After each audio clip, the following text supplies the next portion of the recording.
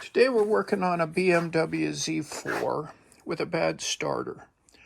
Now, if you read most of the manuals and you watch some of the better videos on this subject, they will tell you to replace or to remove that puppy, the intake manifold. And there is a lot involved with removing the intake manifold. I've done it. It takes about 3 hours to completely redo the process.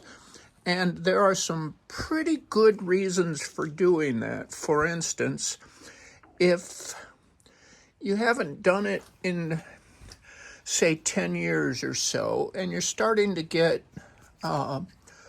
running lean codes, because you've got cracks in some of your vacuum tubes, and there's a lot of vacuum connections underneath there. You might want to remove the intake manifold and renew just about every hose that goes up under there. It's not that bad of a process, but there are a lot of pieces, parts. You have to be careful. And redoing the whole thing will take you probably about 3 hours. So, and if you do that, replacing the starter is a pretty easy process because it'll give you a very clean shot at it. That said, most of my experience repairing cars is that if you can see the problem, you can probably fix the problem without removing a whole bunch of other things.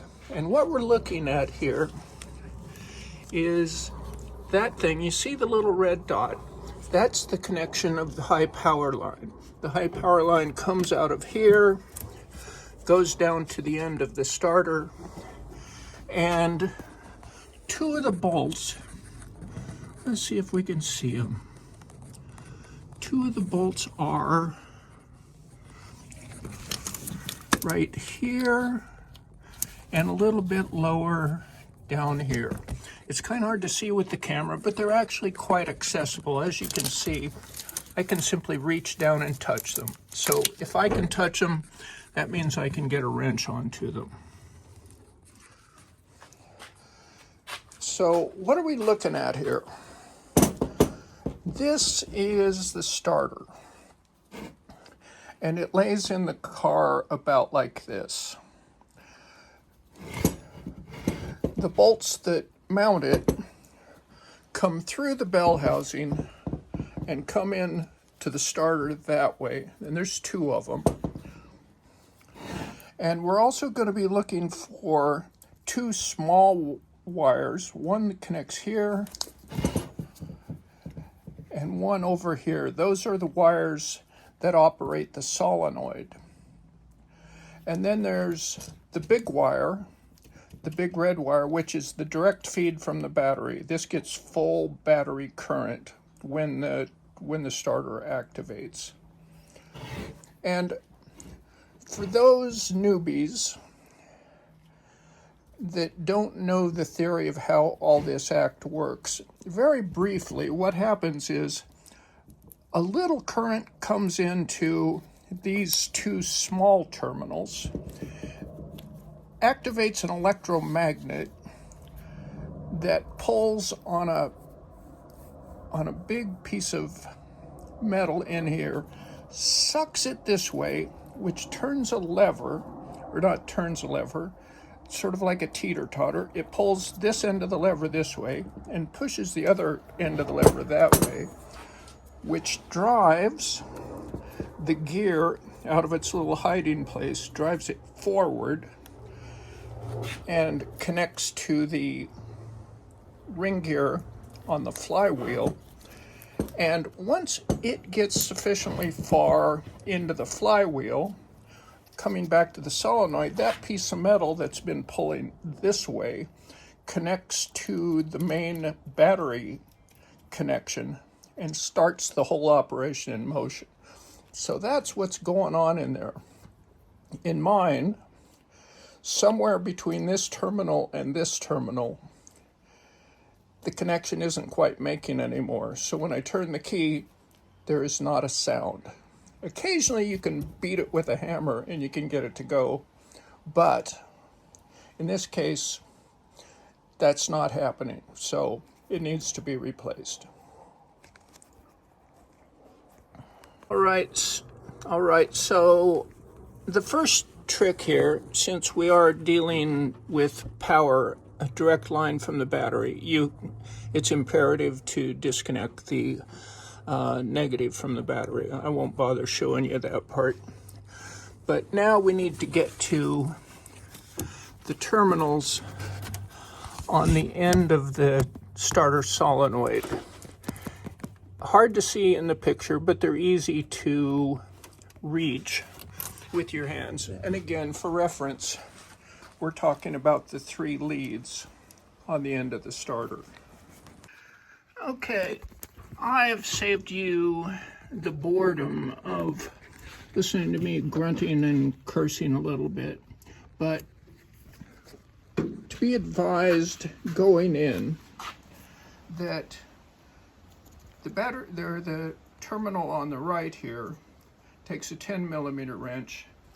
The one on the left takes an 8mm wrench and is rather difficult to get to because it's around the back, because you're coming in from this side trying to undo the terminal on this side, and there's some protrusions here for safety purposes and whatnot that keep you from getting a wrench onto it. So you want a socket, and in this case, a 1/4 inch long socket is the trick, because this is an 8mm, and if you use a 1/4 inch drive millimeter 8mm socket, something like this guy, it's going to be too broad to fit in between all this stuff. So you need a thin wall 1/4 inch drive socket to get to it. So having done that, the next trick is to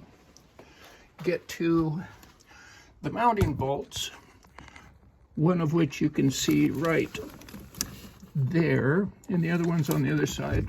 And I have a Torx socket mounted to my breaker bar, and that will be the next step. So there we have it. Again, I've saved you having to listen to me grunting, cursing, and so forth, but here are the 2 bolts that came out from the other side of the bell housing that go in here and here. And so I'll be installing the new starter momentarily. And if you get a new starter for one of these, you will look and you will see here a little hole. That is not for a bolt. There is a pin on the bell housing to align this properly. So that's what that's for. And something to look out for.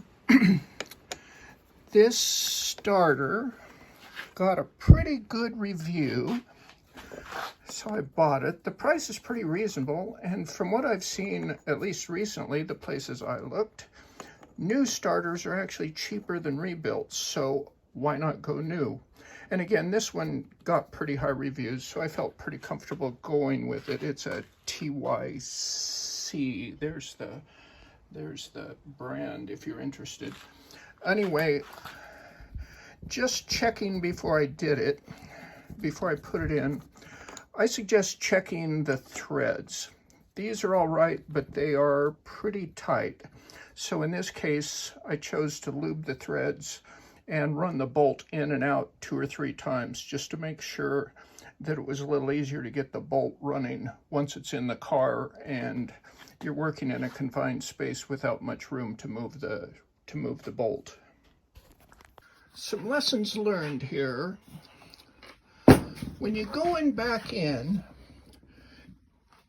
it's important to have a socket for the small stud that's behind there.